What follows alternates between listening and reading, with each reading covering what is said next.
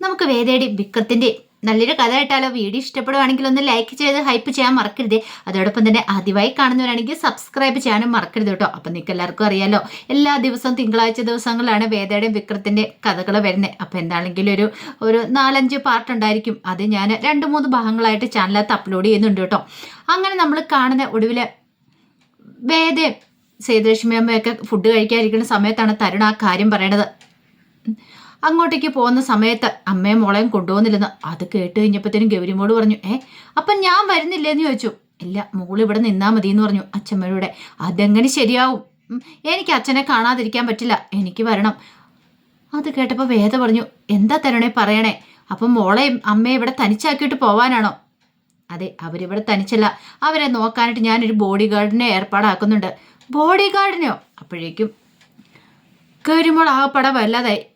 ഗൗരിമോളോട് തരുൺ പറഞ്ഞു, അതെ മോളെ നോക്കാൻ ഒരു മാമൻ വരും, എനിക്ക് മാമനും വേണ്ട ഒരു കൂമനും വേണ്ട, എനിക്ക് എൻ്റെ അച്ഛനും അമ്മയും മതി എന്നെ നോക്കാനായിട്ട്. ഗൗരിമോള് പിണങ്ങി അങ്ങോട്ടേക്ക് പോയി. ഇത് കേട്ടത് വേദയ്ക്ക് ഭയങ്കര സങ്കടമായി. വേദ പറഞ്ഞു, എന്തൊക്കെയാ തരണേ പറയണേ? ഇങ്ങനെയുള്ള കാര്യങ്ങൾ തീരുമാനം എടുക്കുമ്പോൾ എന്നോടെങ്കിലും ചോദിക്കണ്ടേ? ഇത് ഞാൻ അറിഞ്ഞതുപോലും ഇല്ലോ. ഏതോ ഒരുത്തന് ആരോ ഒരാളെ ഏർപ്പാടാക്കുന്നതിന് മുമ്പ്, അതെ ഞാൻ അങ്ങനെ ഏതോ ഒരുത്തനൊന്നും അല്ല ഏർപ്പാടാക്കുന്നേ. ലോകത്ത് വിശ്വസിക്കാൻ കൊള്ളാവുന്ന ഒരാളെ എൻ്റെ മോളെ നോക്കാണ്ട് ഞാൻ ഏർപ്പാടാക്കത്തുള്ളൂ. സേതുലക്ഷ്മി അമ്മ അപ്പോഴേക്കും ഇടപെട്ടു. ലക്ഷ്മി അമ്മയ്ക്ക് മനസ്സിലായി ഇത് അപകടമാണ്, വേദയ്ക്ക് നല്ല ദേഷ്യം വരുന്നുണ്ടെന്ന്. സേതുലക്ഷ്മി അമ്മ പറഞ്ഞു, എടാ മോനെ, നീ എന്താണെങ്കിലും മോൾക്ക് നല്ല കാര്യം ചെയ്യുള്ളൂ എനിക്കറിയാം. പക്ഷെ അതും പറഞ്ഞുകൊണ്ട് വേദയുടെ ഒരു അഭിപ്രായം ചോദിക്കണ്ടായിരുന്നോ? ശരിയല്ലേ, എല്ലാം തീരുമാനം എടുത്തിട്ടാണോ? ഞാനെന്തിനു വേദയോട് ചോദിക്കണം? അങ്ങനെയല്ലല്ലോ, മോളല്ലേ ഇത്രയും കാലം അവളെ നോക്കിയത്. അല്ല, മോളുടെ അഭിപ്രായം എന്താന്ന് ചോദിച്ചു. അത് കേട്ടപ്പോൾ വേദ പറഞ്ഞു, ഇനിയിപ്പോൾ എന്ത് അഭിപ്രായം പറയാനായിട്ട്? നാവ് കെട്ടിയിട്ടിട്ട് ഇനിയിപ്പം എന്ത് ചോദിച്ചിട്ട് എന്ത് കാര്യം? അതും പറഞ്ഞ് വേദ ദേഷ്യപ്പെട്ട് ഇറങ്ങിപ്പോയി. അത് കേട്ടപ്പോൾ സേതുലക്ഷ്മി അമ്മ തരുണിനോട് പറഞ്ഞു, എടാ മോനെ, നീ ഇങ്ങനെയൊന്നും ആവരുത്. പറഞ്ഞു കേട്ടല്ലോ, ഞാനിതിന് അവളോടൊക്കെ ചോദിക്കുന്നത് എൻ്റെ കുഞ്ഞിൻ്റെ കാര്യത്തിൽ തീരുമാനം എടുക്കുന്നതിന്. എടാ, നിന്റെ കുഞ്ഞൊക്കെ ശരി തന്നെ, പക്ഷെ ഇത്രയും കാലം അവളും കൂടെ കൂടിയിട്ടല്ലേ നോക്കിയത്. അത് നീ മറന്നു പോവരുത്. ആ ഒരു ഓർമ്മ നിനക്ക് വേണം. പലപ്പോഴും നീ അത് മറന്നു പോന്നു. തൽക്കാലത്തേക്ക് ഞാൻ പറയുന്നത് നീ ഒന്ന് അനുസരിക്കുക. അത് കേട്ടപ്പോൾ തരുൺ പിന്നെ ഒന്നും മിണ്ടാൻ പോയില്ല. സേതുലക്ഷ്മി അമ്മയ്ക്ക് വല്ലാത്തൊരു ടെൻഷൻ ഉണ്ടായിരുന്നു. വേദയുടെ സ്വഭാവം എപ്പോഴേത് നിമിഷവും പൊട്ടിത്തെറിക്കണേന്ന് അറിയത്തില്ല. കുറച്ച് കഴിഞ്ഞപ്പോൾ തരുണിൻ്റെ വീട്ടിൽ ജോലിക്ക് നിൽക്കുന്ന 2 പേരുണ്ടായിരുന്നു. അപ്പോൾ അതിൽ ഷീല ചെന്നിട്ട് പുരുഷനോട് പറഞ്ഞു, അതെ പുതിയ ജോലിക്കാരൻ ഇവിടെ വരാനായിട്ട് പോവാ. ജോലിക്കാരനോ? അതെ, ഇത് ബോഡി ഗാർഡ് എന്നൊക്കെയാ പറഞ്ഞതെന്ന് പറഞ്ഞു. ബോഡി ഗാർഡോ? അതെ, കഴിഞ്ഞ പ്രാവശ്യം ആക്സിഡൻ്റ് ഒക്കെ ഉണ്ടായില്ലേ, അതുകൊണ്ട് മോളെ നോക്കാനാ വരുന്നത്. മിക്കവാറും നിന്റെ പണി പോകാൻ ചാൻസ് ഉണ്ട്. പിന്നെ എൻ്റെ പണി പോകത്തൊന്നും ഇല്ലാന്ന് പറഞ്ഞു. നമുക്ക് കാണാം, അയാളും കൂടെ വരട്ടെ എന്ന് പറഞ്ഞു. അതെ, നീ അയാളുടെ പിന്നാലെ നടക്കാതിരുന്നാൽ മതി എന്നൊക്കെ പറഞ്ഞുകൊണ്ട് ഷീലയോട് ദേഷ്യപ്പെട്ട അയാൾ. കുറച്ച് കഴിഞ്ഞപ്പം ഗൗരിമോളുമായിട്ട് മുറി കളിച്ചുകൊണ്ടിരിക്കുകയാണ് വേദ. അപ്പോഴേക്കും തരുൺ വന്നിട്ട്, വേദ ഒരു മിനിറ്റ് ഒന്ന് വരാമെന്ന് ചോദിച്ചു. എന്തിനാമ്മ അച്ഛൻ വിളിക്കുന്നത്? അറിയില്ല, ഞാൻ പോയിട്ട് വരാമെന്ന് പറഞ്ഞുകൊണ്ട് വേദ പുറത്തേക്ക് ഇറങ്ങി ചെന്നു. അത് കേട്ട് അപ്പോഴേക്കും ഗൗരിമോൾ ഇങ്ങനെ നോക്കി. ഇപ്പം വരാമെന്ന് പറഞ്ഞുകൊണ്ട് ഗൗരിമോളെ ഒന്ന് നോക്കിയിട്ടാണ് വേദ തരുണിനോടൊപ്പം പുറത്തേക്ക് ഇറങ്ങിപ്പോയത്. അങ്ങനെ അവിടെ ചെന്ന് കഴിഞ്ഞപ്പോഴത്തേനും തരുൺ പറഞ്ഞു, വേദയ്ക്ക് തോന്നുന്നുണ്ടോ ഞാനിങ്ങനെ ഒരു തീരുമാനം എടുത്തേ എന്തുകൊണ്ടും തെറ്റായി പോയെന്ന്? അത് കേട്ടിഞ്ഞപ്പോൾ വേദ പറഞ്ഞു, സ്വന്തമായിട്ടൊരു തീരുമാനം എടുക്കുമല്ലേ? അതെ, എൻ്റെ മോളുടെ കാര്യത്തിൽ എനിക്ക് കുറച്ച് തീരുമാനങ്ങളുണ്ട്. അവൾക്കൊരാപത്ത് വരുത്തി വെക്കാൻ ഞാൻ ആഗ്രഹിക്കുന്നില്ല. കാരണം അവളുടെ ചുറ്റിലും എപ്പോഴും ശത്രുക്കളുണ്ട്. ഞാനിവിടുന്ന് പോയാലും അവൾക്കൊരാപത്ത് സംഭവിക്കാൻ പാടില്ല. അതുകൊണ്ടാണ് ഞാനൊരു ബോഡി ഗാർഡിനെ ഏർപ്പാടാക്കിയത്. പിന്നെ ബോഡി ഗാർഡ് അയാൾ എത്രക്കാരനാണെന്ന് ആര് കണ്ടു? ഇന്നത്തെ കാലമില്ല കാലം അവളൊരു പെൺകുട്ടിയും കൂടിയാ. അതെ, ഞാൻ ബോഡി ഗാർഡിനെ ഏർപ്പാടാക്കുന്ന ലോകം ചുറ്റി കാണിക്കാനല്ല, അവൾക്ക് വേണ്ടുന്ന പ്രൊട്ടക്ഷൻ കൊടുക്കാനാ. അത് വേദ ഉദ്ദേശിച്ച് പറഞ്ഞാന്ന് വേദയ്ക്ക് മനസ്സിലായി. കഴിഞ്ഞ ദിവസം മോളെയും കൊണ്ട് പുറത്തു പോയായിരുന്നല്ലോ. വേദ പറഞ്ഞു, എനിക്കെന്താ എൻ്റെ മോളെയും കൊണ്ട് പുറത്തു പോകാൻ പോലും പറ്റില്ലേ? വേദ അനാവശ്യമായിട്ട് ഇങ്ങനെ ക്ലെയിം ഒന്നും ചെയ്യില്ലെന്ന് പറഞ്ഞു. ഞാൻ എന്ത് ക്ലെയിമാ ചെയ്തേ? എൻ്റെ മോളെയും കൊണ്ട് പുറത്തു പോകുന്നതാണോ? വേദയ്ക്കാൻ കുറച്ച് സ്വാതന്ത്ര്യം കൂടുതലായിരുന്നുണ്ട്. അന്ന് ഞാൻ എൻ്റെ മോൾക്കൊരമ്മയില്ലാതെ വന്ന സമയത്ത് വേദ നോക്കിക്കോട്ടെ എന്ന് കരുതി. മോള് അമ്മയെന്ന് വിളിച്ചപ്പോൾ ഞാൻ അതിനെതിരൊന്നും പറഞ്ഞില്ല. എന്നും പറഞ്ഞുകൊണ്ട് എൻ്റെ മോളുടെ എല്ലാ കാര്യത്തിലും ഇടപെടാൻ വരരുത്. എൻ്റെ മോളുടെ കാര്യത്തിൽ തീരുമാനം എടുക്കാനുള്ള അവകാശം എനിക്കുണ്ട്. അതും പറഞ്ഞുകൊണ്ട് അങ്ങോട്ട് പോയി കഴിഞ്ഞപ്പോഴത്തേനും വേദയ്ക്ക് ഭയങ്കര വിഷമമായി. തരുൺ പോയി കഴിഞ്ഞപ്പം വേദ മുറിയിലേക്ക് വന്നു. ഗൗരിമോള് നോക്കിക്കഴിഞ്ഞപ്പം വേദയുടെ മുഖമൊക്കെ വല്ലായിരിക്കുന്നുണ്ട്. എന്ത് പറ്റിയമ്മേന്ന് ചോദിച്ചു. വേദയുടെ കണ്ണൊക്കെ നിറഞ്ഞു വന്നു. അച്ഛൻ വഴക്കു പറഞ്ഞോ? എന്താ അമ്മേ? അച്ഛൻ എന്തിനാ അമ്മയെ വഴക്കു പറഞ്ഞേ? അച്ഛൻ പോലീസാ, അമ്മ കളക്ടറല്ലേ, അപ്പം അമ്മയെ വഴക്ക് പറയേണ്ട കാര്യമുണ്ടോ? ഒന്ന് അച്ഛനോടൊന്ന് ചോദിച്ചിട്ടുള്ളൂ. വേണ്ട മോളെ വേണ്ട, ഞാൻ ചോദിക്കുമെന്ന് പറഞ്ഞിട്ട് ഗൗരി മോള് നേരെ തരുണിൻ്റെ അടുത്തേക്കുന്നു. അച്ഛൻ പോയി സോറ് പറയണം അമ്മയോട്. എന്തിന്? അച്ഛൻ അമ്മയെ വഴക്ക് പറഞ്ഞു. അമ്മ അവിടെ നിന്ന് കരയുക. ഏയ്, അച്ഛൻ സോറി പറഞ്ഞേ മതിയാവുള്ളൂ. അത് മോളെ ഒന്നുമില്ല, നിങ്ങൾ തമ്മിൽ എന്തോ ഒരു പ്രശ്നമുണ്ട്, സോറി പറയണം. ഞാൻ പറഞ്ഞല്ലോ മോളെ ഒന്നുമില്ലാന്ന്. പക്ഷേ ഗൗരിമോള് സമ്മതിച്ചില്ല. ഒടുവിൽ തരുൺ പറഞ്ഞു, അത് പിന്നെ മോളെ അമ്മ കരയുന്ന എന്താന്ന് വെച്ചാൽ ഞാൻ വഴക്ക് പറഞ്ഞിട്ടൊന്നുമല്ല. പിന്നെയോ മോളെ ഇവിടെ നിട്ടിട്ട് പോകേണ്ട വരുമല്ലോ എന്ന് ഓർത്തിട്ട് അമ്മ സങ്കടം കൊണ്ടാന്ന് പറഞ്ഞു. ആണോ? അതേനെ, അതുകൊണ്ടാന്ന് പറഞ്ഞ് മോളെ തൽക്കാലത്തേക്ക് തരുണൊന്ന് സമാധാനിപ്പിച്ച് വിടുവാണ്. അങ്ങനെ രാത്രി കഴിഞ്ഞ് കഴിയുമ്പോഴത്തേനും വിക്രം ഉറക്കം വരാതെ തിണ്ണ വന്നിരിക്കുകയാണ്. അപ്പോഴേക്കും ആമി എങ്ങോട്ട് വന്നു. ഇതെന്താ സാറേ ഉറക്കം വരുന്നില്ലേ എന്ന് ചോദിച്ചു. എന്താണെന്നറിയില്ല, ഉറക്കം വരുന്നില്ല. ഇതെന്താ ആമി ഇതിലൂടെ? അതെ, എനിക്കും ഉറക്കം വരുന്നില്ല. എങ്കിൽ പിന്നെ മുൻവശത്തോടെ വരാൻ മേലായിരുന്നു. അതിൻ്റെ ആവശ്യമൊന്നും ഇല്ലാന്നേ. അതെന്താ ആമിക്ക് ഉറക്കം വരാത്തെ? ചിലപ്പോഴിങ്ങനെ ഉറക്കം വരാതെ ഞാനിങ്ങനെ ഇരിക്കും. അങ്ങനെ വന്ന് നോക്കിയപ്പോഴാ വിക്രം ഇവിടെ ഇരിക്കുന്ന കണ്ടേന്ന് പറഞ്ഞു. അല്ല, അതെന്ത് പറ്റി ആമയ്ക്ക് ഉറക്കം വരാത്തെ? അതൊക്കെ വലിയ കാര്യങ്ങളാന്നേ. എൻ്റെ കാര്യം പറഞ്ഞാൽ ബഹുരസമാന്ന് പറഞ്ഞു. ചിലരെന്നെ ചില സമയത്ത് ഭ്രാന്തെന്നൊക്കെ വിളിക്കുമെന്ന് പറഞ്ഞു. വിക്രത്തിനൊന്നും മനസ്സിലായില്ല. അപ്പോഴേക്കും ആമി പറഞ്ഞു, വിക്രത്തിന് എന്താ ഉറക്കം വരാത്തേന്ന് ചോദിച്ചു. അല്ലാതെ പിന്നെ ഞാൻ ഓരോ കാര്യങ്ങൾ ആലോചിക്കുമായിരുന്നു. ആരെക്കുറിച്ചാ? വേദയെക്കുറിച്ചാണോ? അതെങ്ങനെ ആമിക്ക് മനസ്സിലായി? എനിക്കറിയാലോ അതൊക്കെ. വിക്രം പറഞ്ഞു, അല്ല ഞാനിപ്പോൾ ആലോചിക്കുന്ന മറ്റൊരു കാര്യമാണ്. എങ്കിൽ ഞാൻ എന്താന്ന് പറയട്ടെ. എന്താ? വിക്രം നാളെ നോക്കാൻ പോകുന്ന കുഞ്ഞിനെക്കുറിച്ചല്ല ആലോചിക്കുന്നേ. ഒരു നിമിഷം വിക്രം ഒരു അമ്പരപ്പോടെ നോക്കി. ആമിക്ക് എങ്ങനെ മനസ്സിലായി? അതൊക്കെ എനിക്ക് മനസ്സിലായി. എനിക്ക് മനുഷ്യന്മാരുടെ കുറച്ച് മനസ്സ് വായിക്കാനുള്ള കഴിവൊക്കെ ഉണ്ടെന്ന് പറഞ്ഞു.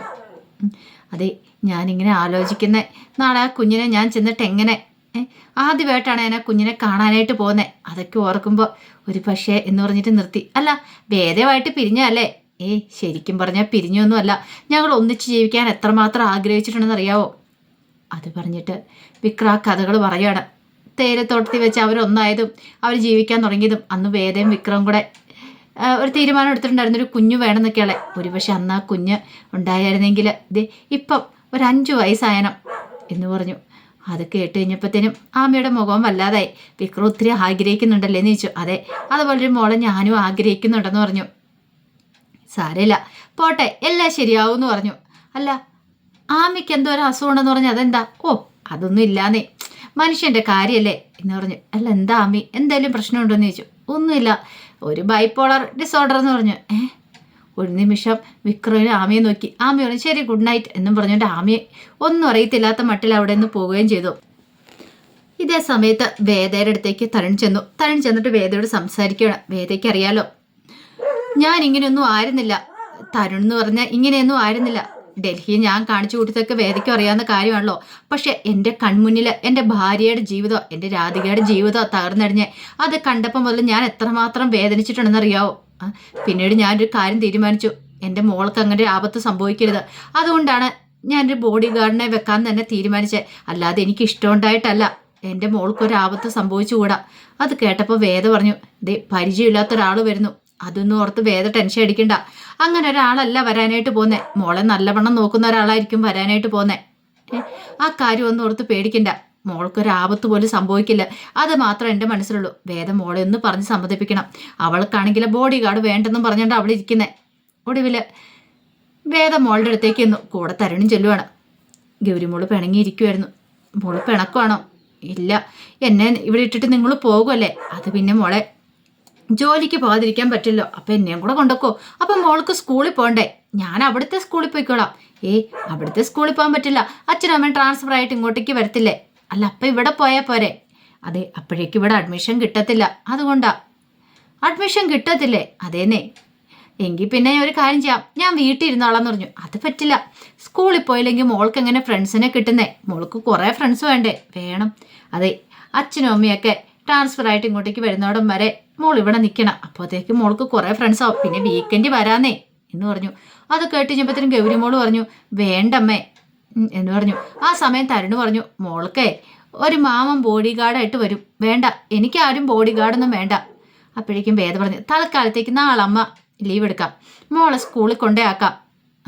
പക്ഷെ ഒരു കാര്യമുണ്ട്, തിരിച്ച് അമ്മ എന്നെ കൊണ്ടുവരാൻ വരണം. ഓക്കെ, സമ്മതിച്ചു. അപ്പോഴേക്കും തരുൺ പറഞ്ഞു, പിറ്റേ ദിവസം ഞാൻ വരാമെന്ന് പറഞ്ഞു. ശരി, പിന്നെ ഒരു കാര്യമുണ്ട്, മോളെ നോക്കാനായിട്ട് ആൾ വരും. വേണ്ട, എന്നെ നോക്കാനായിട്ട് ആരും വേണ്ട.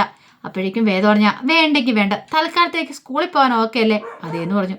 താര്യം പറഞ്ഞു വേദേ സാരമില്ല, അവളിപ്പോൾ സ്കൂളിൽ പോകാന്നെങ്കിലും ഓക്കെ ആക്കിയല്ലോ എന്നൊരു ചിന്തയായിരുന്നു. അല്ല, ഞാൻ അയാളോട് നാളെ വരാൻ പറഞ്ഞിട്ടുണ്ട്. അയാളോട് ഒരാഴ്ച കഴിഞ്ഞിട്ട് വന്നാൽ മതി എന്ന് പറ. തൽക്കാലത്തേക്ക് നാളെ ഗൗരി മോള് സ്കൂളിൽ പോട്ടെ, ഒന്ന് ഓക്കെ ആവട്ടെ എന്ന് പറഞ്ഞു.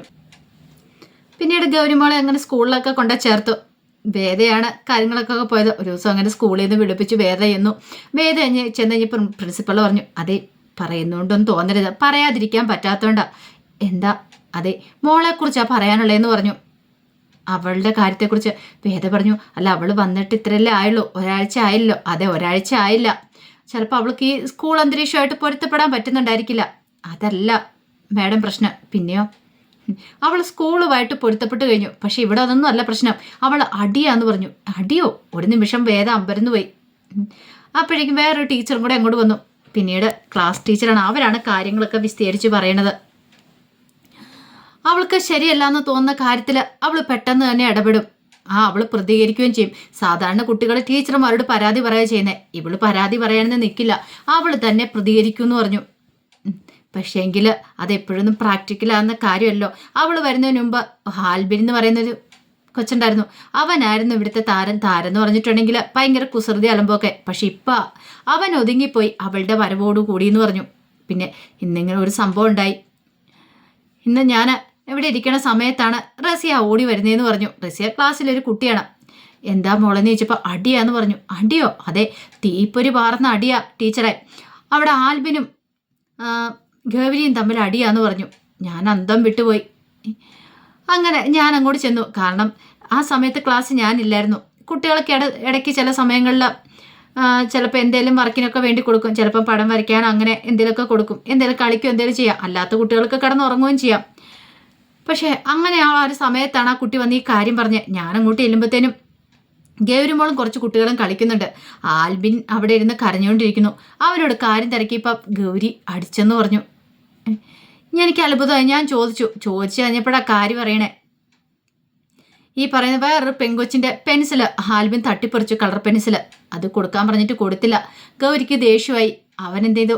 അവളുമായിട്ട് വഴക്കുണ്ടാക്കി. ഗൗരി ഇടപെട്ട് അങ്ങനെ വഴക്കുണ്ടാക്കി ആ പെൻസിൽ വാങ്ങിച്ച് അങ്ങോട്ട് കൊടുത്തപ്പോൾ അവന് ഇഷ്ടപ്പെട്ടില്ല. അവന് അടിച്ചു. പിന്നെ തിരിച്ച് അവളും അടിച്ചു. അതാണ് ശരിക്കും സംഭവിച്ചത്. അവിടെ അടിയായിരുന്നു. പിന്നെ ഗൗരി അടിയെന്ന് പറഞ്ഞാൽ വെറുതെ അടിയൊന്നുമല്ല. അത് കേട്ടത് ഒരു നിമിഷം വേദ ഇങ്ങനെ ആലോചിച്ചു വിക്രത്തെക്കുറിച്ച്. വിക്രം ഇങ്ങനെ തന്നെയായിരുന്നു. ആരോടും പരാതി പറയാൻ പോകത്തില്ല. എന്തേലും ഇങ്ങനെ അനീതി കണ്ടിട്ടുണ്ട് അപ്പം തന്നെ പ്രതികരിക്കും. വേദയുടെ ചുണ്ടിലൊരു ചെറിയ പുഞ്ചിരി ഉണ്ടായി. എന്താ മേഡം ആലോചിക്കണേ? ഒന്നുമില്ല എന്ന് പറഞ്ഞു. ഞാനിങ്ങനെ ആലോചിച്ചാന്ന് പറഞ്ഞു. മേഡം, നമുക്കിത് ചിലപ്പോൾ കുട്ടികളുടെ അടിയായിട്ട് തോന്നും. പക്ഷേ മാതാപിതാക്കൾക്ക് അങ്ങനെയല്ല. അവർ വലിയ അന്താരാഷ്ട്ര പ്രശ്നമായിട്ട് ഇത് മാറ്റിക്കളയും. അപ്പം മാഡത്തിനോട് പിന്നെ പ്രത്യേകിച്ച് പറയേണ്ട കാര്യമൊന്നുമില്ലല്ലോ. ഒരു കളക്ടറാണല്ലോ. കുട്ടികളുടെ സ്വഭാവ രൂപീകരണം വരുന്ന ഈ പ്രായത്തിലേക്കാണ്. ഒരു LKG മുതൽ ഒരു 3-4 ക്ലാസ് വരെയുള്ള സമയത്താണ് കുട്ടികളുടെ സ്വഭാവ രൂപീകരണം പ്രധാനമായിട്ട് വരുന്നത്. ആ സമയത്ത് നമ്മൾ കുട്ടികൾക്ക് വേണ്ടുന്ന ശിക്ഷണങ്ങളും കാര്യങ്ങളും അതുപോലെ തന്നെ കാര്യങ്ങളൊക്കെ പറഞ്ഞ് മനസ്സിലാക്കി കൊടുക്കണമെന്ന് പറഞ്ഞു. ചെയ്തോളാന്ന് പറഞ്ഞു. അപ്പോഴേക്കും ടീച്ചർ ചോദിച്ചു, അല്ല ഗൗരിയുടെ അച്ഛന് ഈ സ്വഭാവം അല്ലേന്ന് ചോദിച്ചു. ഒരു നിമിഷം വേദ ഇങ്ങനെ ആലോചിച്ചു. അതെ, അവളുടെ അച്ഛൻ്റെ ചോര തന്നെയല്ലേ അവൾക്കും. അവളുടെ അച്ഛൻ പ്രതികരിക്കുന്ന പോലെ അവളും പ്രതികരിക്കണേന്ന് പറഞ്ഞു. അങ്ങനെ വേദ പുറത്തിറങ്ങി. കുറച്ച് കഴിഞ്ഞപ്പോൾ ഗൗരി അങ്ങോട്ട് വന്നു കഴിഞ്ഞപ്പോൾ ഗൗരി ചോദിച്ചു, എന്നെ സ്കൂളിൽ നിന്ന് പുറത്താക്കുമോ അമ്മേ? അങ്ങനെ പുറത്താക്കത്തൊന്നും ഇല്ല മോളേന്നും പറഞ്ഞുകൊണ്ട് ചേർത്ത് പിടിക്കുകയാണ് ഗൗരിയെ. വേദയ്ക്കറിയാം ഗൗരി വിക്രത്തിൻ്റെ അതേ സ്വഭാവമാണ്. വിക്രത്തിൻ്റെ ചോരയല്ലേ, അപ്പം പിന്നെ പിന്മാറുമോ? അനീതി കണ്ടിട്ട് ഉടനടി പ്രതികരിക്കുകയും ചെയ്യും. ആരും ഒരു ഭയമില്ല താനും. പിന്നീട് ആൻഡ്രു സാറ് വിക്രത്തെ വിളിക്കുകയാണ്. വിക്രത്തെ വിളിച്ചിട്ട് ചോദിച്ചു, വിക്രം എങ്ങനെ ഓക്കെ അല്ലേന്ന് ചോദിച്ചു. വിക്രം പറഞ്ഞു, ഞാൻ ഓക്കെ സാറേ, ഞാൻ ജോലിക്ക് പോകാൻ തയ്യാറാന്ന് പറഞ്ഞു. നാളെ എങ്കിൽ ശരി, നാളെ നന്നായിട്ട് പോയി ജോലി ഐശ്വര്യത്തോടെ തുടങ്ങിക്കോളാൻ പറഞ്ഞു. പിന്നീട് വിക്രം എന്ത് ചെയ്തു? അങ്ങോട്ട് വരുമ്പോഴത്തേനും മാഷ് വന്നിട്ട് പറഞ്ഞു, അറിയാലോ മോളെ നോക്കാൻ വേണ്ടി നീ പോകുന്നതെന്ന്. പക്ഷെ ഒരു കാര്യമുണ്ട്, അവിടെ ചെന്ന് കഴിയുമ്പം നിന്റെ സ്വഭാവത്തിൽ മാറ്റം ഉണ്ടാവില്ല. അച്ഛൻ എന്താ ഉദ്ദേശിച്ചേ? അതെ, ആ സാറിൻ്റെ മോളാന്നുള്ള ചിന്ത വേണം. അമിതമായിട്ട് അങ്ങനെ സ്നേഹിച്ച് കളയരുത്, അവസാനം പണിയാവരെന്ന് പറഞ്ഞു. അങ്ങനെയൊന്നുമില്ല അച്ഛാ, നിന്റെ സ്വഭാവം അറിയാവുന്നതുകൊണ്ട് ഞാൻ പറഞ്ഞാന്ന് പറഞ്ഞു. പിന്നെ അതൊരു ബാധ്യതയായിട്ട് മാറരുത്. അല്ല, ഇന്നലെ നീയും അമ്മയും കുറേ സമയം പുറത്തിരുന്ന് സംസാരിച്ചില്ലേ? അതെ അച്ഛാ, കുറേ സമയം സംസാരിച്ചു. അച്ഛൻ പറഞ്ഞു ശരിയാ, ആ കുട്ടിക്കൊരു അസുഖം ഉണ്ടെന്ന് പറഞ്ഞു. എന്ത്? ബൈപ്പോളർ ഡിസീസ് എന്ന് പറഞ്ഞു. എന്ന് പറഞ്ഞാൽ അല്ല അച്ഛാ, എന്ന് പറഞ്ഞിട്ടുണ്ടെങ്കിൽ ആ കുട്ടി കുറച്ച് നാൾ കുറേ കാലം ഇങ്ങനെ ആക്റ്റീവായിരിക്കും, എല്ലാ കാര്യത്തിലും ആക്റ്റീവായിരിക്കും, ചിലപ്പോൾ ഉറക്കം പോലും കാണത്തില്ല. പക്ഷെ അതിന് ശേഷമുള്ള സമയത്ത് ചിലപ്പോൾ ഇങ്ങനെ ഭയങ്കര ഡിസപ്പോയിൻറ്റഡ് ആയിട്ട് ആരോടും ഒന്നും മിണ്ടാതെ ദേഷ്യത്തോട് കൂടിയിട്ട് എവിടെയെങ്കിലും ക്ഷീണമൊക്കെ ആയിട്ട് ഇങ്ങനെ കിടക്കത്തുള്ളൂ. ഓ, അപ്പം അതല്ലേ ആ കുട്ടി 6 മാസം ചെടിയുടെ കാര്യം പറഞ്ഞേ, ഇപ്പോഴല്ലേ കാര്യം മനസ്സിലായത്? അല്ല, ആ കുട്ടിക്ക് ആ കുട്ടിയുടെ രോഗത്തെക്കുറിച്ച് അറിയാല്ലേ? അറിയാം അച്ഛാന്ന് പറഞ്ഞു. പിന്നീട് വിക്രം എന്ത് ചെയ്തു? പോകാനുള്ള തയ്യാറെടുപ്പുകളൊക്കെ നടത്തുവാണ്. ആദ്യത്തെ പരിപാടി എന്ന് പറഞ്ഞാൽ വിക്രത്തിൻ്റെ താടിയും കാര്യങ്ങളൊക്കെ ഷേവ് ചെയ്യുവാണ്. വലിയ താടിയും കാര്യങ്ങളൊക്കെ ഉണ്ടായിരുന്നു, അതൊക്കെ ഷേവ് ചെയ്തുകൊണ്ടിരിക്കുന്ന സമയത്ത് ആമയും കൊണ്ടുവന്നു. ആഹാ, കൊള്ളാലോ, പുതിയ ആളായില്ലേ, പക്ഷെ എനിക്ക് താടിയുള്ളതായിരുന്നു ഇഷ്ടമെന്ന് പറഞ്ഞു. വിക്രം പറഞ്ഞു കുട്ടിയുടെ അടുത്തേക്കല്ലേ പോകുന്നേ, താടിയൊക്കെ കണ്ടു കഴിയുമ്പോൾ ചിലപ്പോൾ കുട്ടിക്ക് പേടിയാവെന്ന് പറഞ്ഞു. ആയിക്കോട്ടെ. ഇപ്പം ആള് അതെ ആകെപ്പാടെ മാറിയിട്ടുണ്ട്, ഒരു അന്താരാഷ്ട്ര ജോലിക്ക് പോകാൻ പോലെ എന്നൊക്കെ പറഞ്ഞു. അതെ, പിന്നെ പോകുന്ന വഴിക്ക് എന്നെ കവലയിൽ ഒന്ന് ഇറക്കിയേക്കാവെന്ന് ചോദിച്ചു. അതിനെന്താ, ഇറക്കാലോ എന്ന് പറഞ്ഞു. അങ്ങനെ ഇത്തിരി കഴിഞ്ഞപ്പോഴത്തേനും വിക്രം റെഡിയായിട്ട് അങ്ങോട്ട് വരുവാണ്. വിക്രം പുതിയ ലുക്കിലായിട്ടുണ്ടായിരുന്നു. ആ പഴയ ആ താടിയൊക്കെ വെച്ച് ആ ഗുണ്ടാ ലുക്കൊക്കെ മാറി ഇപ്പം നല്ല ചോക്ലേറ്റ് പയ്യനായിട്ടാണ് വിക്രം ഇറങ്ങി വരുന്നത്. അപ്പം അതിൻ്റെ കഥകളൊക്കെയാണ് നമ്മൾ കാണുന്നത്. ഇതിൻ്റെ ബാക്കി വിശേഷങ്ങളുമായിട്ട് വൈകുന്നേരം വരാട്ടോ. അപ്പം ഞാൻ പറഞ്ഞല്ലോ 3-5 ഭാഗമുണ്ട്. ഇതിപ്പോൾ ആദ്യത്തെ 2 ഭാഗമാണ് ഞാൻ അപ്ലോഡ് ചെയ്യുന്നത് കേട്ടോ. അപ്പം വീഡിയോ ഒത്തിരി നീണ്ടു പോകുന്നതുകൊണ്ടാണ് അങ്ങനെ അപ്ലോഡ് ചെയ്തിരിക്കുന്നത്. അപ്പോൾ ഇതിൻ്റെ ബാക്കി ഭാഗങ്ങൾക്കായി നമുക്ക് എല്ലാവർക്കും കാത്തിരിക്കാം. ഒരിക്കൽ കൂടി എല്ലാവർക്കും ശുഭദിനം നേർന്നുകൊണ്ട് നിർത്തുന്നു.